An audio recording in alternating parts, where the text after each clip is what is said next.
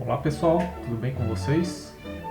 Vamos então para mais um vídeo, né? Já tinha alguns dias que eu não apareci aqui, mas hoje vamos tratar sobre um assunto também previsto na Constituição Federal, né? Mais relacionado com o direito tributário, que são as limitações constitucionais ao poder de tributar. Estão previstos ali no artigo 150 da Constituição. Neste vídeo nós vamos comentar os incisos 1 a 5, né, desse artigo 150. O inciso 6, que fala ali das imunidades tributárias, né, que também é uma limitação ao poder de tributar, mas essas imunidades tributárias elas são um assunto um pouco mais complexo e que merecem, né, um vídeo, um comentário à parte, né, e por isso não vão ser tratadas essas imunidades aqui neste vídeo. Nós vamos comentar então sobre os artigos, o artigo 150, incisos 1 a 5, né, sendo que o inciso 1, né, desse artigo 150, ele já fala ali do princípio, né, são princípios que estão enunciados aí no artigo 150, né, e o inciso 1 fala da reserva legal, né, que é vedado à União, aos Estados, aos Distrito Federal, aos municípios, exigir ou aumentar tributo sem lei que o estabeleça. Né? Isso aí nada mais é que a consagração é da reserva legal, do princípio da legalidade, né, sob a forma da reserva legal. Ou seja, não se pode criar nenhum tributo, né, exigir um tributo novo ou aumentar um tributo que já exista sem uma lei. E isso aqui é uma lei em sentido estrito mesmo. Não pode ser uma portaria, não pode ser um regulamento, um decreto, tem que ser uma lei, né, um ato normativo que passe pelo crivo do Poder Legislativo, certo? Isso é o inciso 1.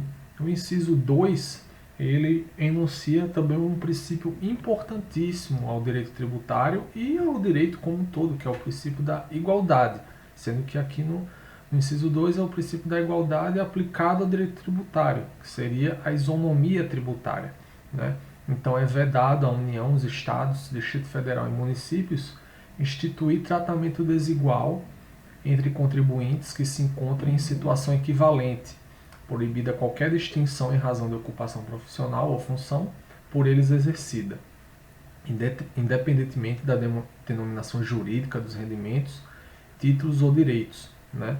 Então, por esse dispositivo, se enuncia que nenhum contribuinte pode ser tratado de forma desigual se eles estão em situação equivalente. Obviamente que se esses contribuintes estão em situação diferenciada, é possível, né, União, Estados, Distrito Federal, municípios, instituírem condições diferenciadas de tratamento a eles. Inclusive a própria Constituição, né, já trata em alguns de seus dispositivos os contribuintes de forma diferenciada.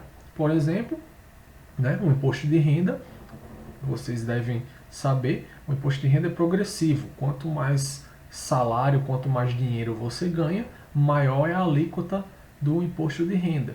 Né? No IPTU, o IPTU também tem alíquotas diferenciadas conforme a localização do imóvel, o valor do imóvel. Então há tratamentos diferenciados, né, em razão de diferenças entre os contribuintes. Né? Isso é possível, né? Mas se os contribuintes estão em situação equivalente, essa desigualdade não pode tomar lugar, certo? Então é isso que está previsto aí no inciso 2 do artigo 150 da Constituição. O inciso 3 ele está dividido em 3 alíneas, A, B e C, mas que elas falam, em linhas gerais, do mesmo princípio, que é o princípio da não surpresa. Né?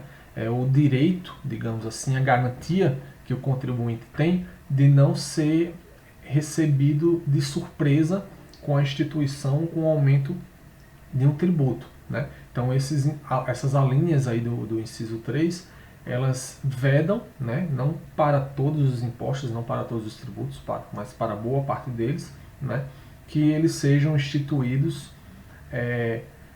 em relação a fatos geradores ocorridos antes do início da vigência da lei. Então, se a lei foi instituída, se ela foi aprovada, né, na data de hoje, ela não pode se aplicar a fatos geradores anteriores ao dia de hoje. Da mesma forma, na linha B, né, para boa parte dos impostos, né, não pode ser instituída o tributo, né, ou aumentado o tributo, no mesmo exercício financeiro em que haja sido publicada a lei. Então, por exemplo, um imposto de renda, né, se há um aumento da alíquota do imposto de renda, essa lei vai ser aprovada este ano, sendo aprovada este ano, só pode ser aplicada no ajuste do imposto de renda de 2021. Né? Não são todos os tributos que estão sujeitos a essa anterioridade, né? Anterioridade aí anual da instituição do tributo, mas uma boa parte deles se submete a essa linha B do inciso 3. Uma outra parte também dos tributos, né, também se aplica a eles a noventena que está prevista na linha C do inciso 3. Né? Então, tributos não podem ser cobrados, uma boa parte deles, antes de 90 dias da data em que haja sido publicada a lei que os instituiu ou aumentou. Tem alguns tributos, alguns impostos que estão excluídos dessa noventena. São basicamente aqueles tributos que operam com uma intervenção maior na economia. Né? Por exemplo, o imposto de importação, o imposto de exportação, né? Que não é muito comum, mas pode ocorrer. O imposto de operações financeiras, né? São alguns impostos que afetam mais diretamente as atividades econômicas, né?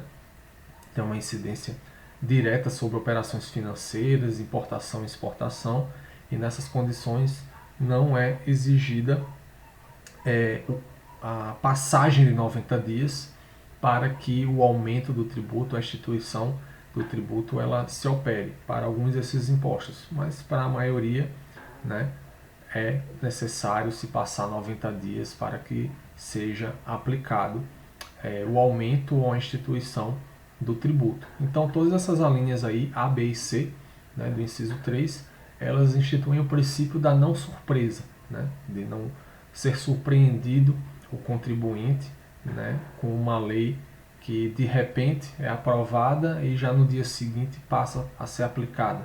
Né? Em algumas situações isso efetivamente vai acontecer, mas não pode acontecer para fatos geradores anteriores. Né? Pelo menos para isso não há exceção. Né? Em relação à linha A não há exceção. Para as alíneas B e C, há alguns impostos que estão excluídos de sua aplicação, dessa anterioridade da linha B e da noventena da linha C. O artigo 150, inciso 4, fala do não confisco, né, do princípio do não confisco. É um princípio um pouco mais complicado de definir, simplesmente pelo fato de que o confisco é um conceito indeterminado, é uma cláusula aberta. O que é confiscatório e o que não é? Né? Um imposto de renda de 50%, né? Uma alíquota de 50% de imposto de renda, é um imposto confiscatório?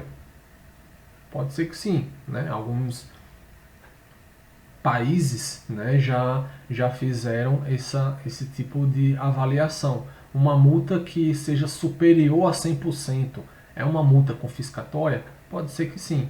Né? Mas em algumas situações é uma zona cinzenta, né, em que não é possível determinar onde há confisco, onde não há confisco. Né?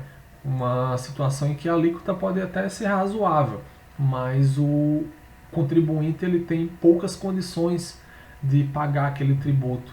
Então, aquele tributo, mesmo tendo uma alíquota razoável, mas em relação àquele contribuinte em situação periclitante, não é um confisco, né, dos bens daquele contribuinte, então o confisco é uma cláusula aberta, é um conceito indeterminado que necessita de análise em cada caso concreto, né, mas é um princípio muito importante previsto aí no inciso 4 do artigo 150.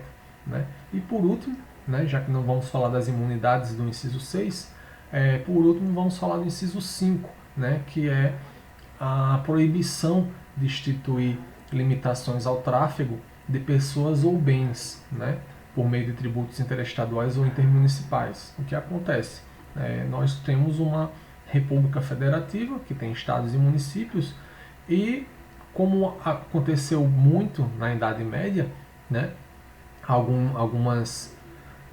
alguns feudos, né, algumas nações na época instituíam tributos para a passagem de produtos e mercadorias nos seus entrepostos aduaneiros, né? Isso aí dificultava a comunicação, o comércio, né, entre esses feudos, entre essas nações na Idade Média, né? E isso foi um elemento complicador das relações econômicas, das relações comerciais. Isso, obviamente, não pode existir nos dias de hoje, principalmente dentro de um país, né? Não pode um estado como o Rio Grande do Sul instituir um imposto para um produto que está saindo do Rio Grande do Sul e indo para Santa Catarina, né? Para evitar que aquele produto saia do Rio Grande do Sul. Isso não é possível, né? Se o Rio Grande do Sul fosse um país, né, uma nação independente, bem, ela estaria autorizada a isso, mas sendo um estado,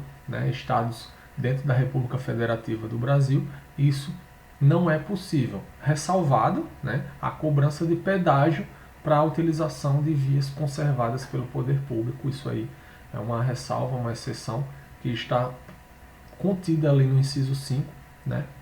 O pedágio não é exatamente um tributo, né? É uma tarifa pública, uma tarifa de utilização daquela rodovia. Isso aí está autorizado pelo inciso 5 do artigo 150, mas é bom ressaltar que pedágio não é tributo propriamente dito. É uma tarifa pela utilização de uma rodovia e a conservação de rodovias, né, feitas pelas concessionárias, quando é feito por concessionárias de serviço público, é uma atividade econômica, né, tal como ocorre com o serviço de água e esgoto, o serviço de energia, né, é uma atividade econômica e é remunerada, né, essa manutenção, esse serviço pela tarifa, certo, pessoal?